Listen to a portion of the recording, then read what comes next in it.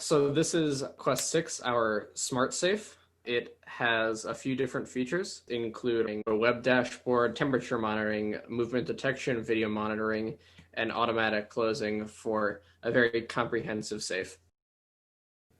For the web dashboard, we used Node.js to write a front end to communicate with the safe. Express is used to deliver the web page to the end user, and Socket.io is used for communication between the server and the end user via a socket, and dgram is used to communicate with the ESPs via a UDP socket.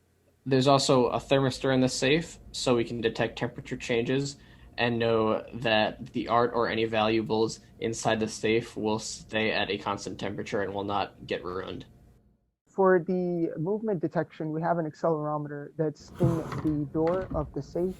And what it basically does is monitors the position of the safe itself and if it moves or not. So, for example, if there is a thief that's trying to steal the safe and picks it up because he can't get into it, we would see spikes in the X, Y, and Z components indicating that the position of the safe has been changed. For the camera, we used a Raspberry Pi to host a camera using MJPEG, and we streamed that using port forwarding to the final web page, and that the camera just allows the user to see what's going on inside the safe at all times and make sure that their valuables are safe. Another feature we implemented was the automatic closing, where if the safe is open for more than 30 seconds, it'll try to close itself.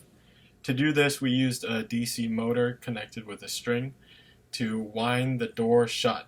The motor will stop when the limit switch is triggered, signaling that the door is closed.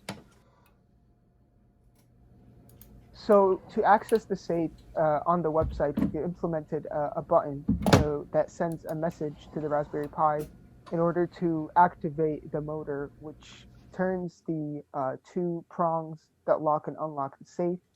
And we know that the status of the safe, whether it's locked or unlocked, by the limit switch, which is inside of the door. And there are two limit switches, one to know when it's locked and one to know when it's unlocked. And that's how the motor knows when to stop reeling in the prongs or making the prongs go out. So in this project, we used two ESP32s and one Pi Zero with the Pi camera extension. We used three limit switches, a thermistor, and an ADXL 343 accelerometer, and then two actuators, one a DC motor with gear reductions, and then another for the deadbolts. Fantastic.